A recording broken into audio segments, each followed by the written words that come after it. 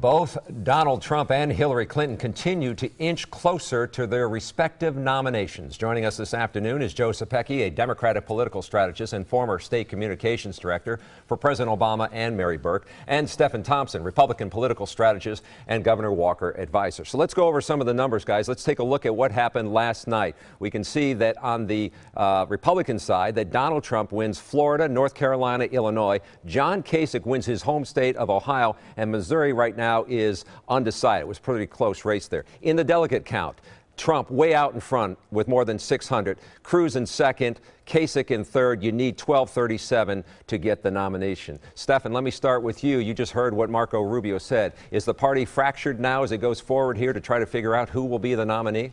Well, we still have three candidates in this race, and I think it's pretty clear. It's going to go all the way through the very last primaries at the beginning of June. And at that point, we will see if we have a nominee or not. And if not, then we will head to National Convention to determine who that nominee is going to be. Yeah, we're going to talk about that a little bit later. Let's get to the Democratic side right now and look to see who won over there. It was a big night for Hillary Clinton. She takes 4 out of 5 states, at least for now, winning Florida, Illinois, North Carolina, and Ohio. Again, Missouri still undecided there, very, very close. In the delegate count, Hillary Clinton way out in front with almost 1,600. Halfway there, you need 2,383. So, Joe, let me start with you. Well, let's hear from Hillary Clinton from last night. When we hear a candidate for president call for rounding up 12 million immigrants, banning all Muslims from entering the United States, when he embraces torture, that doesn't make him strong, it makes him wrong. So, Joe, I got to ask you, I don't think this is the race that the Democrats expected to happen, but it's the one they got right now. Are they ready for it?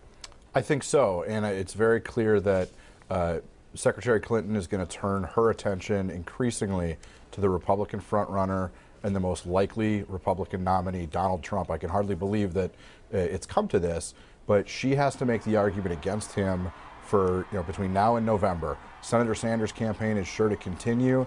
He's going to win some more states, but after her apparent 5-for-5 sweep last night, it's really, really difficult to see how Senator Sanders has any path to victory. So I think on our side, our nominee is set.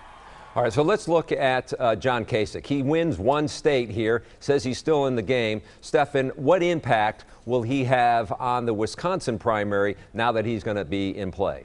Well, Rubio getting out ensures that you're going to have 3 candidates left, and all 3 of them, I think, will compete very heavily for Wisconsin's 42 delegates. I think that he could make a strong play in some of the blue-collar districts, like the 1st, which is Paul Ryan's district, but it ensures that you're going to have 3 people here in 3 weeks campaigning very hard for our delegates. Joe, let me ask you one quick question here. As you look at this race, Hillary Clinton stretched it out in 2008 all the way into June. She's hoping Bernie Sanders drops out, but do you think this race continues? I do. I think Senator Sanders has earned the right to go all the way through the calendar. Secretary Clinton did that in 2008, and look what happened, a resounding Democratic victory in the Electoral College. That's what I expect to see happen again in 2016, given how clear the choice is going to be between Secretary Clinton and Donald Trump. All right, guys, we're out of time. We appreciate your insight. Thanks so much for joining us. You can get more political coverage of the presidential race on our website. Just log on to tmj4.com/decision2016.